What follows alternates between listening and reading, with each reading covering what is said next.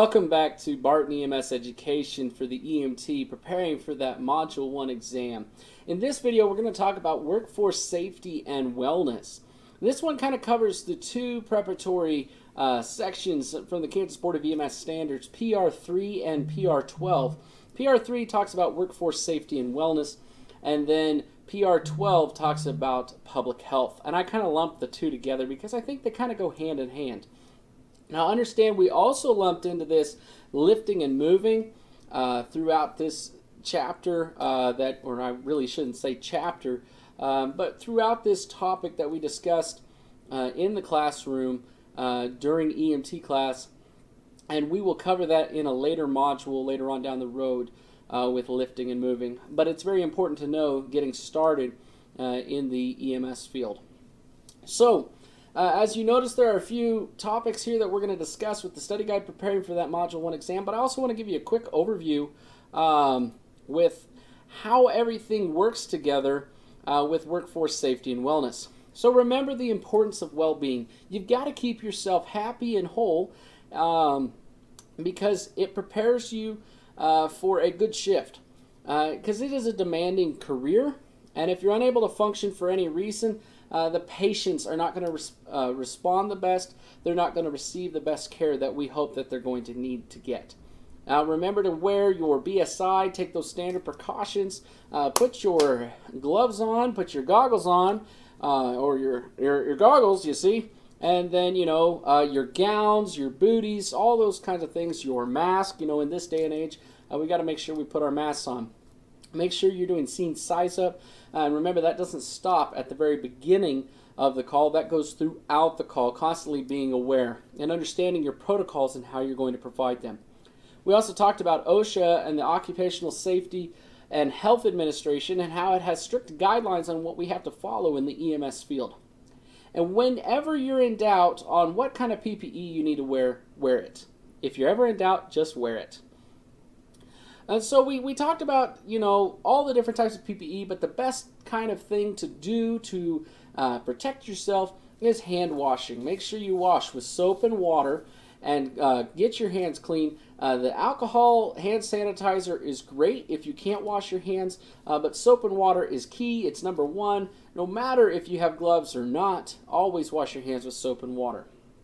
We also talked about different diseases in the workforce safety and wellness and how they're transmitted. Understand in this day and age, we've also, the big name that we talk about is COVID-19, but we've had other diseases in the past. So this is not the first time we've ever had a pandemic, and it's not going to probably be the last. So realize the career that you're getting into and how we need to deal with these.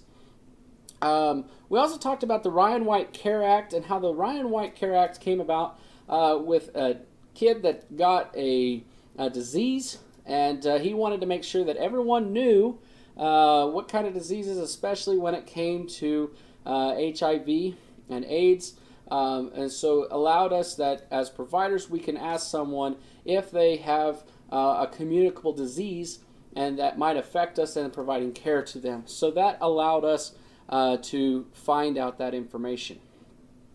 Make sure that you're always staying up on your immunizations. It protects you out in the field with the flu vaccine, your tetanus vaccine, your Hep A, your Hep B, your different vaccines out there to protect you from all the different kinds of things you might come in contact with. Now, we also talked about in workforce safety and wellness, remember taking care of your well-being, taking care of yourself. We talked about stress. And we talked about the first stage, the second stage, the third stage of stress. In the first stage of stress, we have the fight or flight, that alarm reaction of, oh my gosh, this just happened. And, you're either going to fight or you're going to turn around and you're going to run the other way. The second stage is the stage of resistance. This is your coping mechanisms, however you best cope with whatever's going on. In the third stage, that's exhaustion, the loss of ability to resist or adapt to the stressor. And these are the three aspects of stress. And what are the different types of stress reactions? Well, we have acute stress reaction. We also have a delayed stress reaction. And we have a cumulative stress reaction. All of these are caused from things in EMS and also things at home. multiple casualty incidents where we have several different patients, calls involving infants or children, severe injuries, abuse and neglect, death of a coworker. All these different things cause issues in the field of EMS dealing with stress. So let's break down those different stress reactions. Acute stress reaction is often linked to a catastrophe, that MCI that we just talked about. It occurs for EMTs and patients, and the signs and symptoms develop really quickly soon after that incident. There's cognitive, emotional, behavioral symptoms that we need to be able to notice, and that's things like not wanting to eat, feeling sick to your stomach, all those kind of things that you can think of in immediate type of emotions. And they're normal reactions for an extraordinary situation. And usually they're going to need professional intervention with these acute stress reactions. A delayed stress reaction is what we normally refer to as post-traumatic stress disorder, PTSD. And I like to take it away from disorder and change it to disease. PTSD is not a disorder. It doesn't mean that that person is screwed up. It's a disease that happens from stress. And it's a delay that makes dealing with this reaction much harder. The patients and providers may not recognize what is causing the problem, and it requires intervention, again, by a medical health professional. Cumulative stress is just a result from years of sustained low-level stressors. Early signs are vague anxiety, emotional exhaustion, and progresses to physical complaints, loss of emotional control, irritability, depression. The list goes on and on and on. So cumulative stress is just, you have one, you have another, you have another, you have another, and you just start building them into one big ball that gets so heavy. You have all these little rocks. A way that someone described to me about stress is you have this backpack. You put your backpack on, and each time you have a little problem in EMS, it's a little pebble. But each time you keep getting all those pebbles in the back of your backpack, it just gets so heavy, and eventually you are going to have to dump that backpack and dump it out. Otherwise, you've got this big old load pulling down on you, and you just can't manage. And that's cumulative stress. It may present itself with withdrawal or suicidal thoughts requiring long-term psychological intervention. What are the 5 stages of grief according to Kubler-Ross? The 5 stages of grief that we talk about with Kubler-Ross is we have denial, anger, bargaining, depression, and acceptance. So what is denial? Denial is, it's not me. It's not me. And we talk about this with death and dying, but it doesn't have to just be death and dying. It can be just dealing with stress. So denial is not me. Anger is, why me? Why does it have to be me? Why me? Bargaining is, okay, but first, just let me do this one thing. Depression is, okay, but I haven't done this thing yet. And acceptance, okay, I'm not afraid. It can happen. And that's, Kubler-Ross's 5 stages of grief. Now, if you ever read the book, I would highly encourage you, because the last several chapters she talks about in her book, Death and Dying, is hope. So remember, there's always hope at the end of this tunnel. It's not just acceptance of this horrible fate. There is hope at the end of this tunnel. Understanding the reactions of death and dying, recognize the patient's needs that they need from you. Don't falsely reassure people. Offer as much comfort as you realistically can, and listen compassionately. I know sometimes people try to say empathetically, but try to listen compassionately. Now, remember that also with dealing with stress, signs and symptoms of stress reactions is irritability, inability to concentrate, changes in daily activities, anxiety, indecisiveness. They just can't figure out what to do. Guilt, isolation. They stay by themselves. They stay right there. Or loss of interest in work. And different ways to deal with stress. Usually pick up a hobby, get rid of that stress, start to get yourself on the mend, take up exercising, take up journaling, different types of activities to start dealing with those kinds of stress. Now, let's talk about how would you explain to the family of the loss of a loved one. You need to just be straight to the point. Hey, they died. This is what happened. And we've also kind of moved in here in this one, the different types of moves of patients. So we also, in this section, we're also talking about, the different types of moves with lifting and moving. So we've kind of combined some of those in here as well to prepare for that Module 1 exam. So let me go ahead and get set up for that one, and we'll discuss some different types of moves.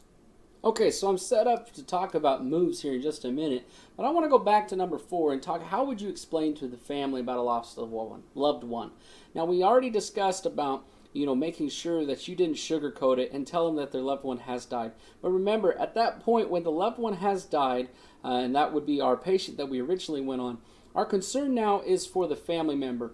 We're not going to tell them that they're in a better place and that everything is super wonderful and better, but we just need to be there for them, get them resources that they might need during that time, and don't be so quick to leave the scene. Okay, now back to number 5. What are the different types of moves for a patient? We have emergent moves. We have urgent moves, so emergent. We have urgent, urgent, and then non-emergent or non-urgent moves. And so emergent moves basically are those types of moves that you need to get someone moved right here, right now. Let's just say the house is on fire, the car is on fire. We need we need to move the patient because they're in danger and we possibly could be in danger as well.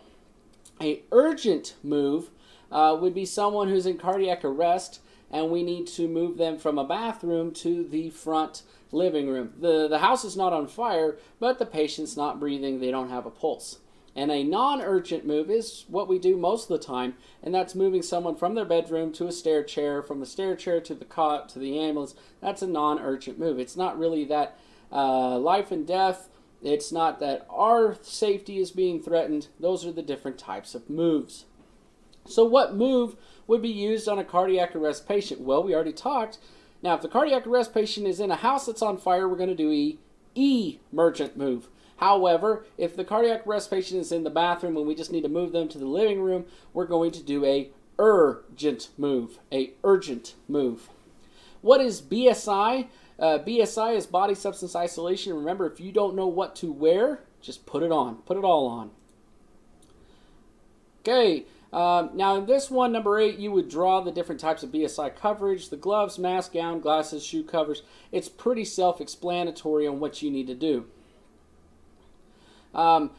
This one didn't transfer very well from the document to showing here on the video, but remember that you also need to connect supine, prone, Fowlers, semi-Fowlers, and sitting. Supine is laying on your back, prone's laying on your belly, Fowlers is sitting somewhat upright, sitting is directly 90 degrees, and semi-Fowlers is somewhere past that 45-degree angle where we say Fowlers sits. What is a urgent move? We kind of already discussed that. What is an emergent move? We've discussed that already. And what is a non-urgent move? Okay, so stay tuned for much later on. Now, in this first exam, we're really not going to be covering documentation. However, if it does change on semester, you may see PR4 being part of that exam talking about documentation.